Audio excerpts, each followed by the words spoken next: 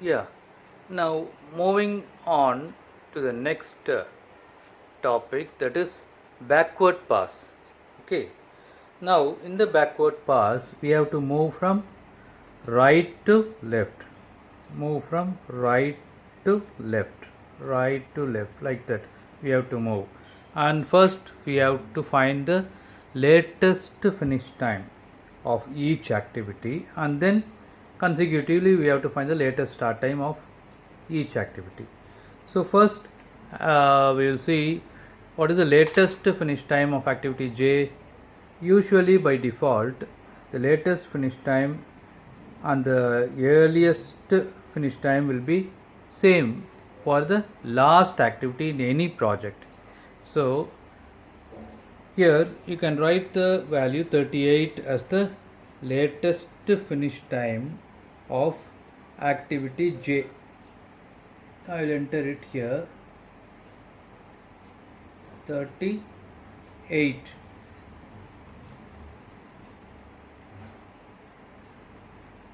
Okay, 38. And when you see the latest start time of activity J, it will be equal to latest finish minus duration. Duration of activity J is 1. So 38 minus 1, that is equal to 37, right? So now you can write that here, that value 37. Okay, 37 as the latest start time of activity J. I will stop here. Yeah, continuing with the previous session, moving on to the next activity I. See here, the latest start of activity J is 37, right?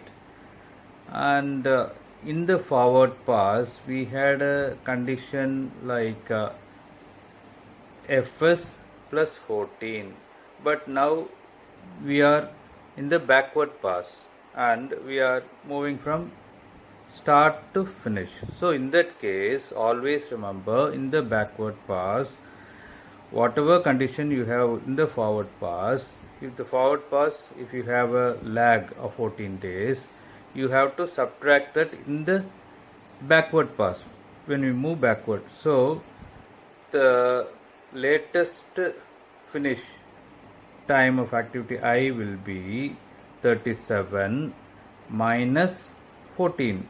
Okay, 37 minus 14 will be equal to 23.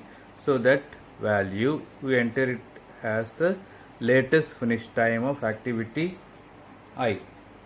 So 23 you can enter it here.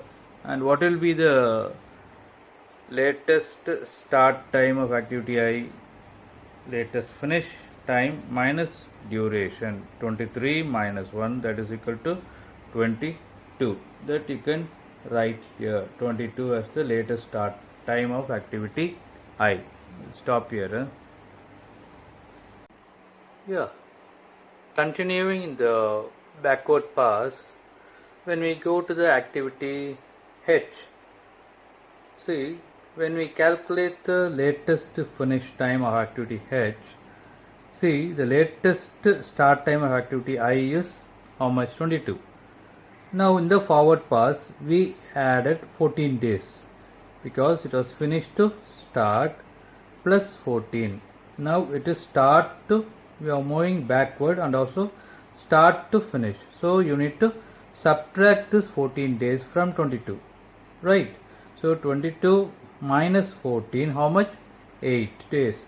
So that 8 you enter it here as the latest finish time of activity H. Now how will you find the latest start time of activity H? 8 minus 1, that is equal to 7. That is the latest start time of activity H. Now moving on to the next activity G. See, G and H, the relationship is just finish to start, and the latest start time of activity H will be the latest finish time of activity G. So the same value 7 you can take it and enter it here as the latest finish time of activity G. What about the latest start time of activity G? That is 7 minus 1. Duration is 1 day. So 7 minus 1. Latest finish minus duration. 7 minus 1, that is equal to 6. Right. So you can enter that value, the latest start time of activity G. So I'll stop here. Now moving on to the next activity F in the backward pass, the latest finish time of F will be, see, in the forward pass we had a condition like what? Fs minus 1, that means 7. Okay, the earliest finish time of activity F was 7. So the earliest start time of activity G will be 7 minus 1, that is equal to 6. Now when we move in the backward pass, so we are moving start to finish, so in the opposite. So when we go back again, start to finish, here Fs minus 1, here start to finish means you have to add 6 plus 1 equal to 7. So that value you can enter it here, okay, as the latest finish time of activity F. Now what will be the latest start time of activity F?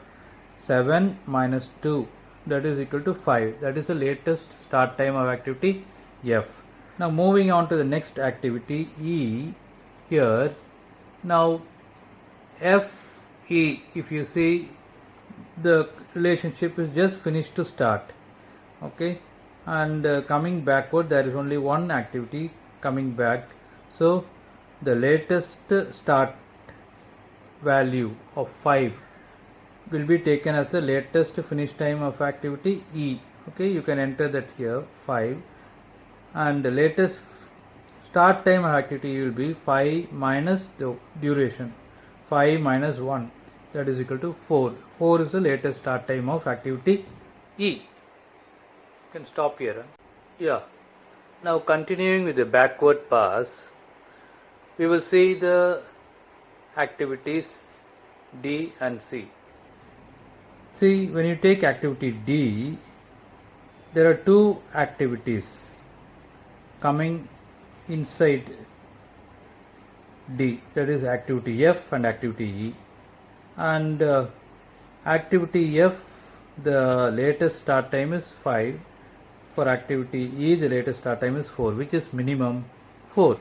In the backward pass, always we have to take the minimum value, and we enter this value 4 as the latest finish time for activity D. Now the latest start time of activity D will be latest finish minus duration, that is 4 minus 1 equal to 3. So 3 you can enter here, that will be the latest start time of activity D. Now moving on to the next activity C, again here you can see activity E and activity D, both activities are coming in C, in the backward pass.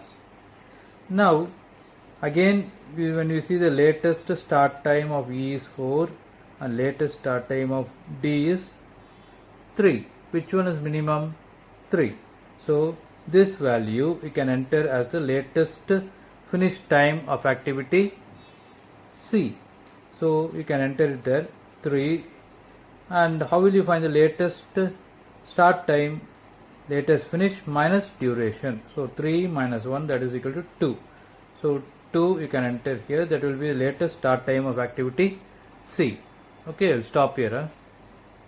Now moving on to the next activity B in the backward pass, see the latest start time of activity C is 2, and only one activity is coming back